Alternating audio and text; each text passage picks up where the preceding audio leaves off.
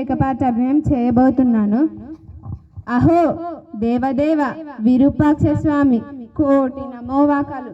తండ్రి మీ దివ్యమంగళ కరుణ కటాక్ష వీక్షణలతో శ్రీ విద్యారణ్య స్వామి శుభాశిష్యులతో రూపొందిన ఈ సామ్రాజ్యం కలకాలం కలకలలాడుతూ వర్ధిల్లుగాక. మహోన్నత శ్రేయంతో హరిహర రాయలు బుక్కరాయలు స్థాపించిన ఈ తెలుగు రాజ్యం శాఖోపశాఖలుగా విస్తరిల్లి మహాసామ్రాజ్యాలుగా వెలుగొందుగాక. ముక్కారు వానలతో తడిసి ముడిసిన భూమాత సస్యశ్యామలంతో ఈ ప్రజానికానికి ఆకలనేదే తెలియకుండా చేసింది. ఆ అన్నపూర్ణమాత ఆదరంతో అన్నవో రామచంద్ర అన్న మాటనే మరిపించింది. అంతా ఆ మాత అనుగ్రహం. అస్మనీయ భుజగ్రహంతో చతుర్దిగ్విజయంతో అటు గజపతులు ఇటు బహ్మాని సుల్తానులు ఒక్కరేమిటి అన్ని వైపుల వారు తమ తమ స్నేహాస్తాలను చాచి శరణు వేడడం ఆ విరూపాక్షిని కరుణా విశేషం. అమ్మ జగజ్జనని అష్టరూపిణి లక్ష్మీమాత ఆ మహావిష్ణువుతో కూడి అష్ట కష్టాలే కాదు ఏ కష్టం లేకుండా అష్ట ఐశ్వర్యాలను ప్రసాదించి మా రాజ్యంలో రత్నాలనే రాశులుగా పోయించి విజయనగరం నవరత్న నగరంగా ఆచంద్రతారత్వం నిలిపి సరస్వతి లక్ష్మి ఒక్క చోట నిలవరన్న మాటను అసత్యం చేసిటివి కదా. నీ కృప అపారం తల్లి.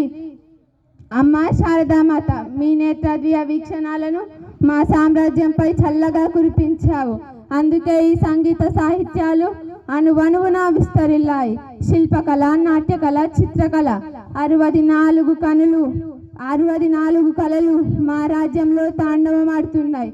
తిరుమల కాళహస్తి మున్నగు ఆలయంలోని శిల్ప వైచిత్రి 1000 ఏళ్ల నుండి అలాగే నిలిపి ఉండి మా రాజ్య కీర్తిని దశ దిశలుగా చాటుతున్నాయి కదా.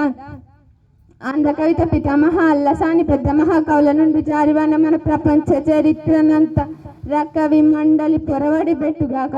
తీర్వాన వాగ్దీర్వాన కవితా మండలి నేర్పిన ఆంధ్ర బోధినితో పోల్చి హస్మ దిగ్గజ వరేణ్యులు ఉన్నారు. ఆంధ్ర బోధినిగా కీర్తించడం నీ చదివే కదా చదువుల తల్లి.